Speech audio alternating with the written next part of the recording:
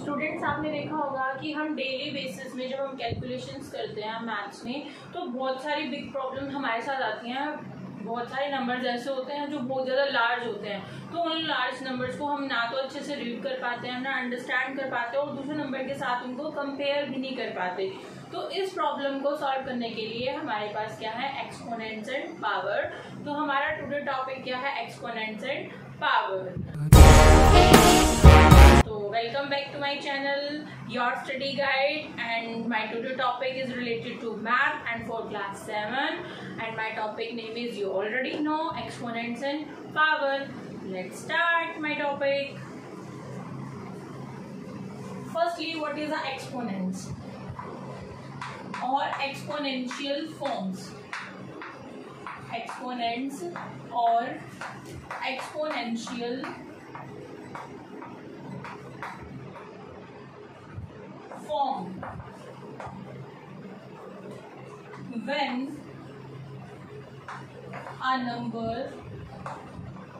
repeated many times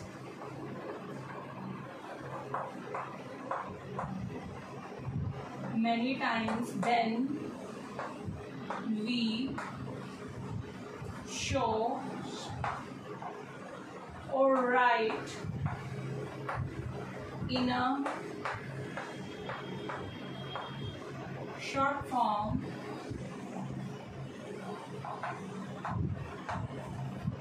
is called exponent.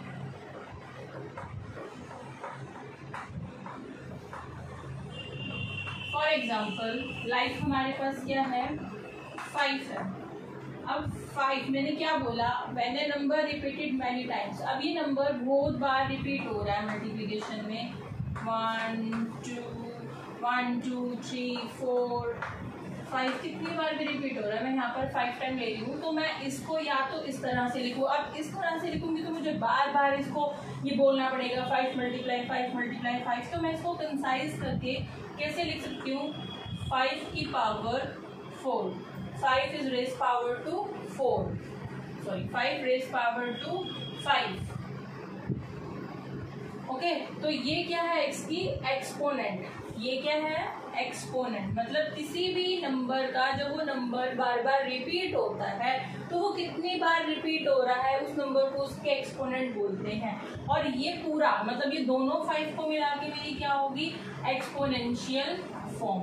और अगर मैं एक्सपोनेंट की बात करूंगी तो ये सिंगल 5 जिस पर मैंने टिक किया है, ये सिंगल 5 मेरा क्या होगा, एक्सपोनेंट। और अगर मैं एक्सपोनेंशियल फॉर्म की बात करूंगी तो ये टोटल दोनों हमारे 5 क्या होंगे, एक्सपोनेंशियल फॉर्म। एक्सपोनेंट को एक्सप्लेन करने के लिए हमारे पास एक फॉर्मूला है, that is the a power n।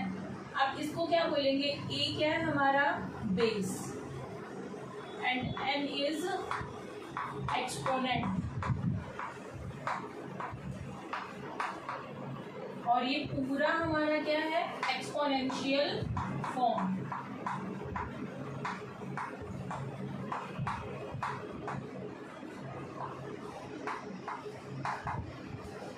For example, questions ऐसे आपके एग्जाम में आते हैं, तो प्लीज अच्छे से रीडिंग करना, अच्छे से समझना।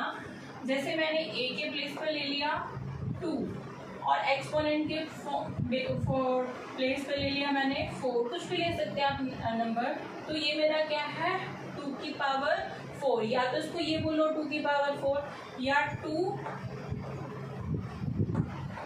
रेज पावर 4,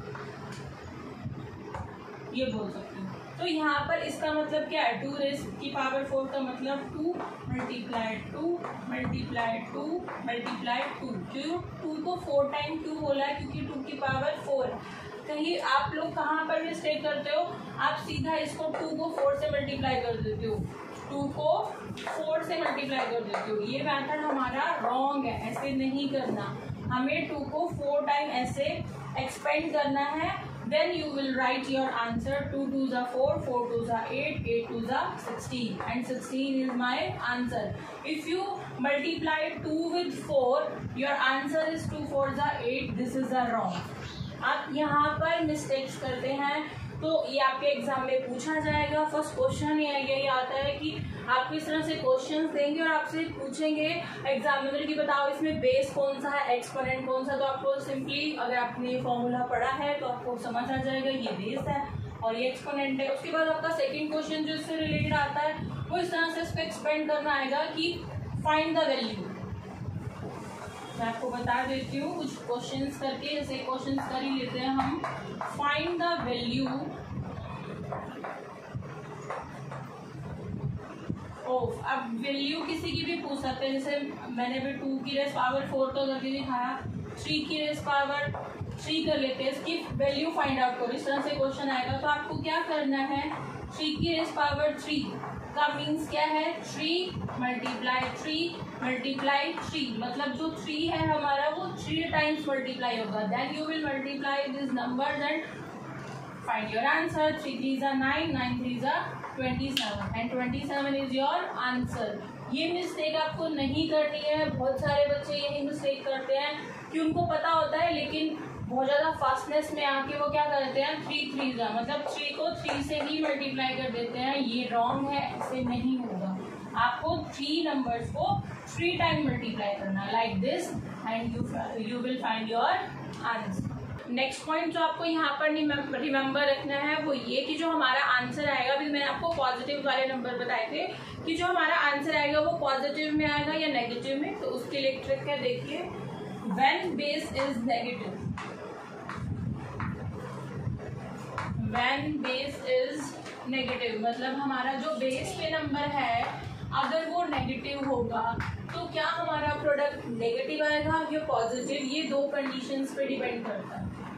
ये हमारा 2 कंडीशंस पे डिपेंड करता है कि अगर हमारा बेस नेगेटिव होगा तो हमारा जो आंसर है, हमारा जो प्रोडक्ट है वो नेगेटिव आएगा या पॉजिटिव आएगा। First one, if exponent is odd, हमारे पास 2 ही नंबर होते हैं, ओड और even. And if exponent is even, then if exponent is odd then product is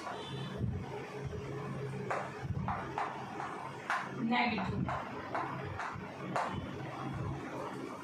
If exponent is even then the product is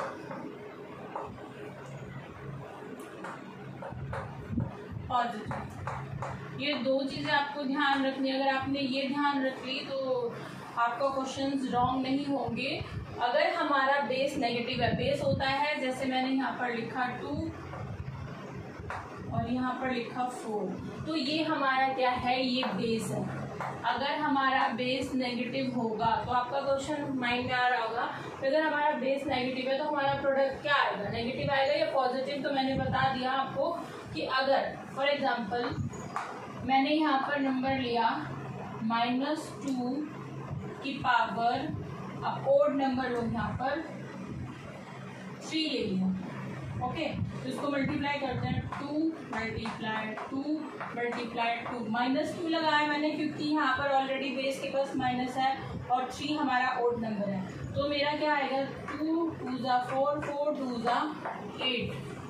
अब आपको यहाँ से ही देख लेना, ये ओड है तो यहाँ पर क्या साइन आएगा, माइनस का। मेरा आंसर क्या आएगा, माइनस का, ओके। और अगर यहाँ पर भी इसका भी एग्जांपल देख लेते हैं कि अगर हमारा प्रोडक्ट, हमारा जो बेस है वो इवन नंबर है, जैसे मैंने ले लिया -2 की पावर 2, तो क्या होगा, -2 मल्टीप्लाई -2 और 2 2 का क्या होता है 4। और ये आपको पता चल गया ये क्या है, इवन है। तो इवन नंबर्स की जब पावर्स में इवन नंबर होंगे तो मेरा जो आंसर है यहाँ पर वो हमेशा पॉजिटिव आएगा। और जब यहाँ पर हमारे ऑड नंबर में है पावर्स तो मेरा आंसर जो होगा वो हमेशा नेगेटिव में आएगा। ये 2 चीज़ें थी जो बेसिक आपको ध्यान रखनी है और वैसे ही बहुत ज़्यादा ईजी है।